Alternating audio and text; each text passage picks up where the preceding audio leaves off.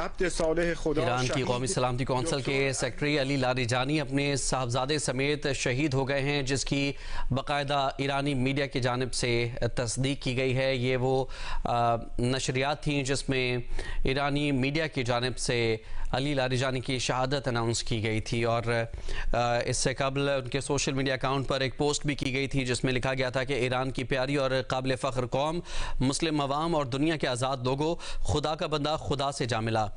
Ali Larijani के account पर ये लिख कर कहा गया कि अल्लाह के बंदों में से एक बंदा शहीद हो गया है। कंट्रोलर जियो न्यूज़ नसीम हैदर हमारे साथ मौजूद थे। मज़ीद जो है आपको इस हवाले से ये भी बताएं कि ईरानी मीडिया ने तस्दीक की है कि हमले में अली लारिजानी और उनका बेटा मुर्तज़ा भी शहीद हुआ है। इससे पहले इसराइली फ़ौज ने कहा था कि अली लारिजानी को तेहरान में एक मकाम पर निशाना बनाया गया, जिसमें ईरान की दाखिली सिक्योरिटी फोर्स बसीज के कमांडर ग़ुलाम रज़ा सुलेमानी भी मारे गए हैं। ईरान की नेशनल सिक्योरिटी कौंसिल के सरबराह शहीद अली लारिजानी इनक़लाब ईरान के बाद उभरने वाली अहम सियासी शख्सियात में शामिल थे। हमें इस वक्त ज्वाइन किया है जनाब अल्लामा ताहिर अशरफ़ी साहब ने। अल्लामा साहब, बहुत शुक्रिया वक्त देने के लिए। यकीनन इस जंग के दौरान एक बड़ा लॉस है अली लारिजानी की शहादत। दोबारा हम रब्ता करने की कोशिश कर रहे हैं अल्लामा साहब से और उनसे गुफ्तगू करेंगे आज के इस अफसोसनाक शहादत के वाक़े के हवाले से। फिर आपको बताएं कि अली लारिजानी इनक़लाब ईरान के बाद उभरने वाली एक अहम सियासी शख्सियत है। अली लारिजानी ईरान के ताकतवर मजहबी और सियासी ख़ानदान से ताल्लुक़ रखते थे। अल्लामा ताहिर अशरफ़ी इस वक्त हमें ज्वाइन कर चुके हैं। अल्लामा साहब, शुक्रिया वक्त देने के लिए। अल्लामा साहब, क्या कहना चाहेंगे? यकीनन एक अफसोसनाक ये शहादत की इतला सामने आई है जो कि यकीनन एक बड़ा लॉस है इस जंग के दौरान ईरान के लिए। इन्ना लिल्लाहि व इन्ना इलैहि राजिऊन। बहुत ही अफसोसनाक है और करबनाक है जो सूरत हाल इस वक्त ईरान में और आलम इस्लाम में पैदा हुई है। आज मैं समझता हूँ कि ये एक ऐसी शख्सियत है जो मुस्लिम ममालिक के दरमियान और मुस्लिम कायदीन के दरमियान एक पुल का किरदार अदा करते थे।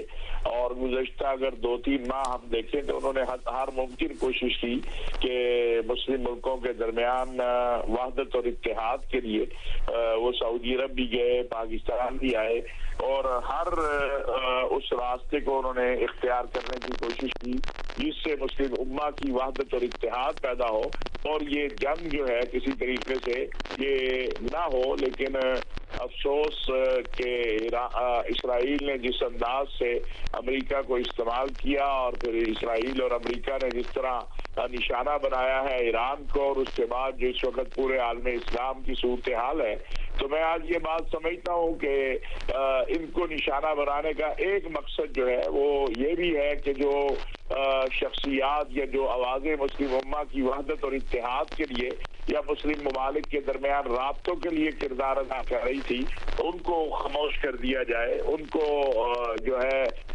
वो आवाज़ बंद हो जाए, वो जद्दोजहद ख़त्म हो जाए।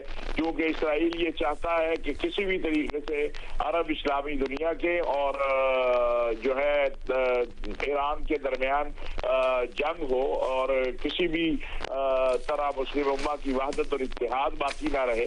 इस सारे अमल में एक चीज़ जो है जिसकी तरफ से सबकी नजरें जो है वो हट गई। 18 दिन हो गए हैं 1967 के बाद ये पहली मरतबा है अल अक्सा के दरवाजे बंद है, न वहाँ नमाज हो रही है, न वहाँ तरावी है, न वहाँ। तो ये सारा खेल जो इसराइल ने रचाया है, इसमें एक ऐसी शख्सियत थे ये जो पूरी उम्मत को जोड़ने की कोशिश में थे, मुस्लिम ममालिक के दरमियान गलतफहमियां दूर करने के लिए ईरान और इस्लामी दुनिया के दरमियान। उनको पता था, इसमें कोई शक नहीं है, ना किसी को शक होना चाहिए कि ईरानी क़यादत जो है वो ये बात जानती है कि वो निशाने पर है, लेकिन वो अपने वतन की खुद मुख्तारी के लिए, अपने वतन की सलामती के लिए कुर्बानियां दे रहे हैं।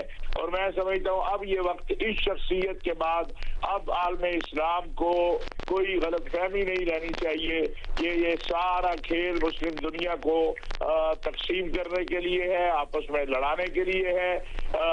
ईरान को भी चाहिए, अरब इस्लामी दुनिया को भी चाहिए कि फौरी तौर दौड़ के ऊपर जो है ये मक्का मुकरमा में OIC का सरबराही इजलास बुलाया जाए और इस सारी सूरत हाल में जो हम भी फंसे हुए हैं अफगानिस्तान से, जिस तरह इसराइल और हिंदुस्तान पाकिस्तान पे हमले करवा रहा है और ये सारा कुछ जो हो रहा है ये एक बड़ी गेम का हिस्सा है।